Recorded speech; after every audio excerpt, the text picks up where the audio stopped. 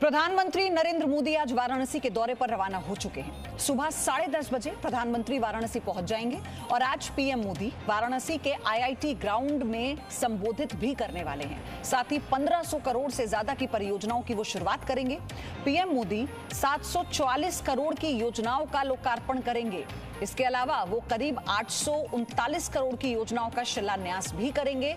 और आज हम आपको पीएम मोदी के वाराणसी दौरे की पल पल की खबर दिखाएंगे। 8 महीने बाद का प्रधानमंत्री का ये दौरा बहुत महत्वपूर्ण है। किन मायनों में, कैसे, ये सब आपको हम बताएंगे। वाराणसी में आज प्रधानमंत्री कई उद्घाटन और कई शिलान्यास करेंगे। इससे आप इन तस्वीरों से समझिए, रुद्राक्ष कन्वेंशन सेंटर का उद्घाटन होगा। इसी अंगवस्त्र से प्रधानमंत्री मोदी का स्वागत होगा, जो आप देख रहे हैं इस वक्त तस्वीर में।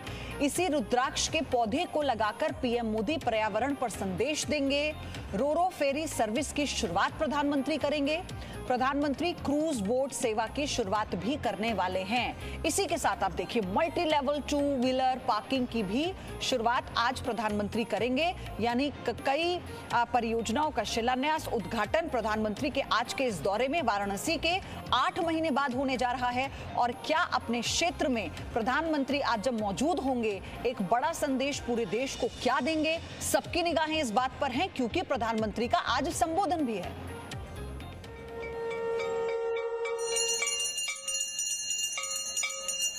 भगवान शिव की नगरी काशी, देश की आध्यात्मिक राजधानी काशी, प्रधानमंत्री नरेंद्र मोदी का संसदीय क्षेत्र काशी,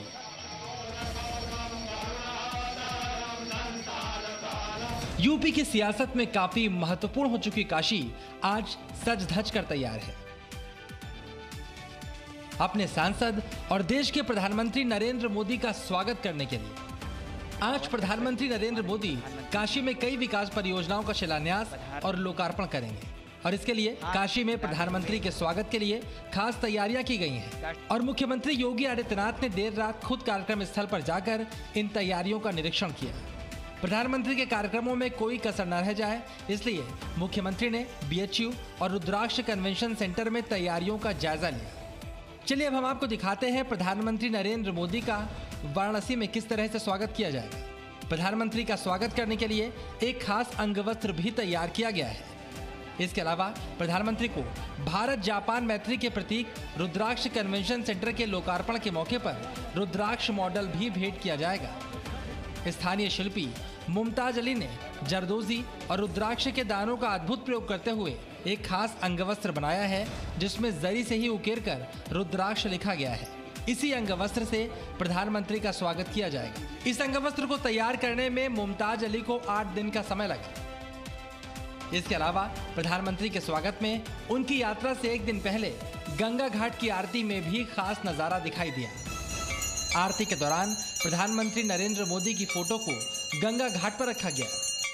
अपने सांसद के दौरे से पहले आरती के दौरान फूलों से वेलकम लिखकर काशी के लोगों ने अपनी भावनाओं का इजहार किया।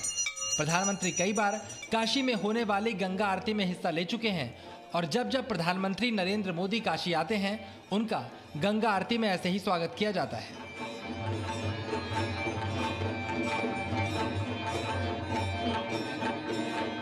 प्रधानमंत्री जी नरेंद्र मोदी जी बनारस आ रहे हैं और उनके स्वागत के लिए वो जब जब आते हैं, हम तब तब इस तरह से उनका स्वागत करते हैं, भव्य रूप से आरती करके।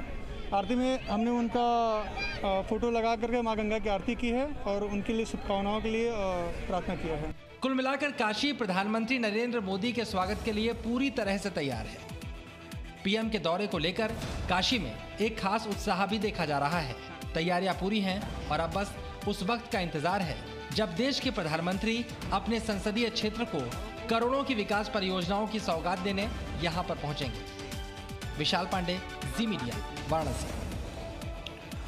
तो पूरा पैनल भी मेरे साथ है और मेरे दो सहयोगी जो आपको पल पल की ग्राउंड अपडेट दे रहे हैं। विशाल पांडे मेरे साथ है, रविंद्र मेरे साथ हैं और आपको बता दूं कौन वरिष्ठ मेरे साथ जुड़े हुए हैं। मेरे साथ हैं इस वक्त शलभ मणि त्रिपाठी बीजेपी से पक्ष रखने के लिए जुड़ चुके हैं। रॉय तपन भारती वरिष्ठ पत्रकार मेरे साथ हैं। शांतनु गुप्ता को आप देख रहे हैं, राजनीतिक विश्लेषक मेरे साथ हैं। संजीव कौशिक राजनीतिक विश्लेषक के तौर पर मेरे साथ हैं। बहुत स्वागत है आप सभी का। वेरी गुड मॉर्निंग विशाल, जल्दी से पहले मुझे अपडेट बताइए आप। देखिए पयोधी, उत्तर प्रदेश में क्योंकि 2022 में विधानसभा का चुनाव है, एक वो बड़ा कारण तो है ही क्योंकि हर पार्टियां तैयारी कर रही हैं, लेकिन नरेंद्र मोदी एक सांसद के तौर पर वाराणसी लगातार आते रहते हैं और उनका ये 24वां वाराणसी दौरा होगा।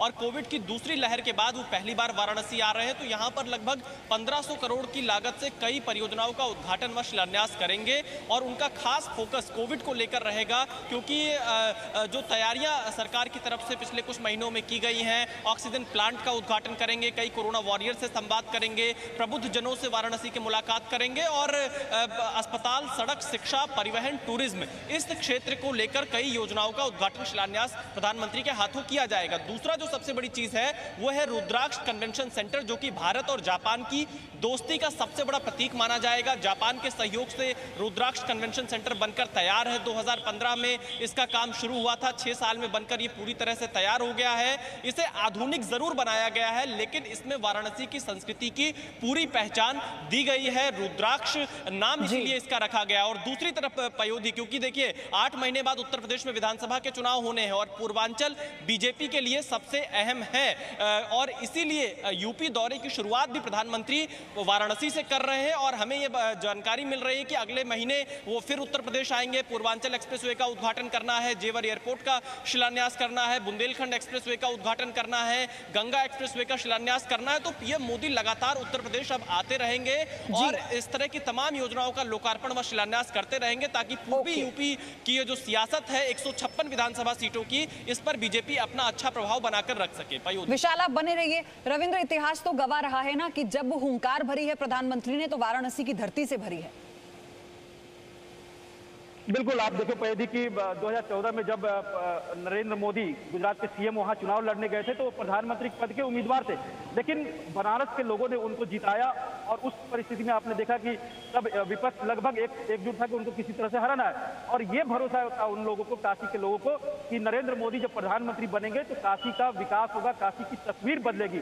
और पिछले 7 साल में चाहे वो एयरपोर्ट हो या फिर कॉरिडोर हो या सड़कें हो, बिजली हो, शिक्षा हो, स्वास्थ्य हो, सब कुछ कहीं ना कहीं काशी के बदल चुका है एक सांसद के तौर पर। हालांकि इस पर राजनीति जो होगी आपके विशेषज्ञ करेंगे। एक उनके लिए मैं एक जरूर बात कहूंगा कि जब अटल बिहारी वाजपेयी का भाषण होता था पटना में गांधी मैदान में, तो जगन्नाथ मिश्रा कांग्रेस के मुख्यमंत्री होते थे, पीछे एम्बेसडर कार लगा के भाषण सुनते थे। अंबिका सोनी सार्वजनिक तौर पर कही कि उनका भाषण सुनने जाते थे। आज जो भी विपक्ष के नेता होगा या विपक्ष उनके विरोधी होगा, विरोध में होना भी चाहिए लोकतंत्र में, जब भी काशी जाते होंगे तो जरूर ये कहते होंगे, शारीरिक तौर पर स्वीकार करे या ना करे, कि काशी की तस्वीर बदल दी है प्रधानमंत्री नरेंद्र मोदी, वहां के सांसद ने। ये जरूर कहेंगे जो तस्वीर विशाल दिखा रहे हैं और जो पिछले 7 साल से आपने, हमने, सब ने देखा। तो कहीं ना कहीं एक बात और है कि ये जरूर बात है कि 13 अगस्त तक पार्लियामेंट का मानसून सेशन है, 15 अगस्त तक पार्लियामेंट प्रधानमंत्री लाल किले से भाषण देंगे। उसके बाद कहीं ना कहीं आप देख सकते हैं कि अगस्त के आखिरी हफ्ते में राजनीति जरूर होगी यूपी में। तमाम बीजेपी के बड़े नेता, इस पर शलभ मणि ज्यादा जानकारी देंगे, तमाम बड़े नेता वहां पर डेरा डालेंगे प्रधानमंत्री का, जैसा विशाल बता रहा है। और आए भी कि वो लगातार उनका दौरा होते रहेगा। तो चुनाव भी है लेकिन विकास सबसे प्रधानमंत्री के लिए। ठीक है रविंद्र, आप बने रहिएगा, सारी जानकारी आपसे लूंगी। शलभ मणि त्रिपाठी, इसके मायने बहुत हैं आज के इस दौरे के प्रधानमंत्री के। तो यहीं से विरोधियों को भी संदेश, संगठन को भी मजबूती का संदेश और आने वाले चुनाव के लिए बिगुल फूंकने की तैयारी। नहीं, देखिए, हम हमेशा भारतीय जनता पार्टी का जो नेतृत्व है वो बड़ी लाइन खींचने में यकीन करता है। मैं तो सिर्फ काशी की अगर बात करूं तो काशी को 2014 से पहले जिन लोगों ने देखा है वो इस बात को आज बखूबी समझ सकते हैं। ग्राउंड जीरो पर विशाल है, आपके रिपोर्टर, और तमाम सारे संवाददाता वहां पर है, तमाम सारे देश विदेश से लोग आए हुए हैं। वो समझ सकते हैं कि 2014 के बाद क्या हुआ है और 2014 के पहले काशी में क्या था। एक तरह की उपेक्षा थी, एक तरह का वहां पे भेदभाव था, बिजली नहीं मिलती थी, सड़कें बहुत ही संकरी हो चुकी थी, तारों का जाल आपको नजर आता था, बहुत गंदगी, गंगा जी में गंदे नाले गिरते थे, वहां पर जिस तरह वह नहीं था। अस्पतालों में लोग इलाज कराने के लिए, छोटे छोटे का इलाज कराने के लिए दिल्ली और बंबई जैसे शहरों में जाके महीनों पर इलाज करते थे। आज अगर आप देखेंगे तो काशी का कायाकल्प हो चुका है। और जो सबसे बड़ी बात है कि एक वक्त में ये 2014 के पहले की बात एक वक्त में कुछ विदेशी पत्रकार आए थे वहां पर काशी विश्वनाथ घूमने के लिए, तो उन्होंने ड्रोन से कुछ शूटिंग की, कुछ विजुअल्स निकाले और बड़े उत्साहित होकर आए थे कि हम काशी जा रहे हैं, बाबा महादेव की नगरी जा रहे हैं, माँ गंगा की। उसके बड़े मायूस होकर जब वो लौटे तो लोगों ने उनसे पूछा कि भाई क्या बात है, आप मायूस होकर जा रहे हैं? तो बोले हम तो आए थे बाहर से सुन के कि ये महादेव की नगरी है, और जब हमने ड्रोन से उस पूरे इलाके की शूटिंग की तो ये देखा कि बाबा विश्वनाथ जो है वो तो बिल्कुल एक दायरे में कैद होकर रह गए हैं, वह कम दिखते हैं, बाकी आसपास की जो इमारतें हैं, जो भी इमारतें हैं जिनको लेकर विवाद हो ना विवाद हो, वो इमारतें ज्यादा दिखती हैं। माँ गंगा का जो तट है वो काफी सकरा हो चुका है। लेकिन शलभ मणि त्रिपाठी, जवाबदेही भी बहुत मैटर करती है। अब जवाबदेही इसलिए मैटर करती है क्योंकि कई साल बीत चुके हैं और देश के प्रधानमंत्री का संसदीय क्षेत्र है। शांतनु मेरे साथ हैं जो किताब भी लिख चुके हैं, उत्तर प्रदेश को बहुत समझते भी हैं। शांतनु, कई बार हमने यूपी को लेकर चर्चा की है, चाहे चुनाव के दौरान हो या फिर और महत्वपूर्ण मुद्दे हों। ये कितना अंतर है इस दौरे को पिछले बाकी दौरों से तोलकर अगर देखें, तुलना में कितना अंतर है, और क्या ये वाकई बदलाव के लिए एक बड़ा संदेश है? देखिए, बहुत बड़ा संदेश है। मेरे ख्याल से हर राजनेता जो राजनीति में या तो पदार्पण कर रहा है या राजनीति में काफी समय से, उसको नरेंद्र मोदी से सीखना चाहिए, और वो चुपचाप सीख भी रहा होगा अपोजिशन वाला।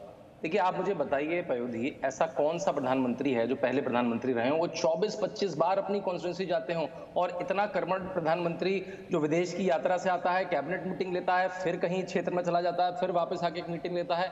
ऐसा योगी प्रधानमंत्री आपको नहीं मिलेगा। आसानी से सुबह 4 बजे उठता है, रात के 12 बजे सोता है, केवल काम काम और केवल काम ही उसका लक्ष्य है। देखिए, और बहुत सारी स्टार कॉन्स्टिट्यूंसी है। राहुल गांधी की अमेठी, मतलब वो अमेठी नहीं गए, अमेठी ने उनको भगा दिया। सोनिया गांधी की रायबरेली, आप जाके देख लीजिए, आपको वहां पे कुछ नहीं दिखेगा कि इतने सालों से इतनी स्टार कॉन्स्टिट्यूंसी होने के बाद भी कुछ काम नहीं हुआ।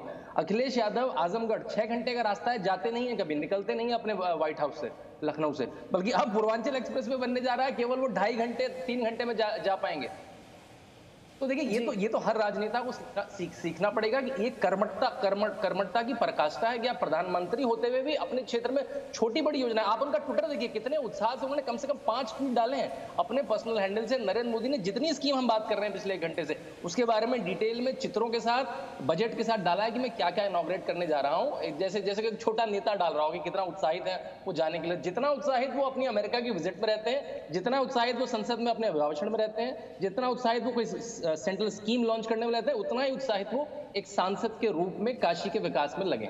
और ये सीखने वाली बात है हर राजनेता। लेकिन रॉय तपन भारती, एक और चीज है यहाँ पर कि हमें देखना होगा कि जब हम बात क्यूटो की कर रहे थे तो पूरे देश की नजर वाराणसी पर टिकी हुई थी, ना केवल देश की बल्कि विदेश में भी, कि क्या ऐसा होने जा रहा है, क्या ऐसी बन जाएगी काशी। तो आपको क्या लगता है कि उस राह पर हम हैं और बहुत जल्द हम वो कायाकल्प देखेंगे?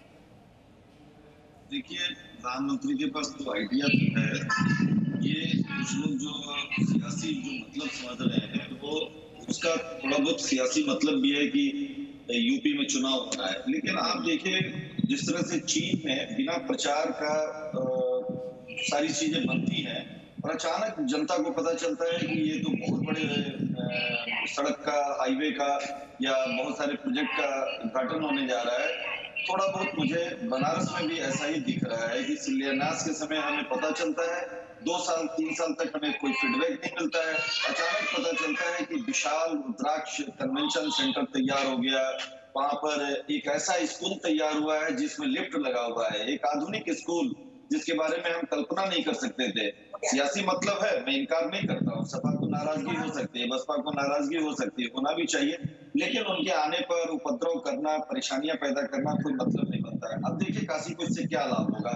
मैं 2001 में पयोधी पत्रकारिता के सिलसिले में वहां 6 महीने तक बनारस में था।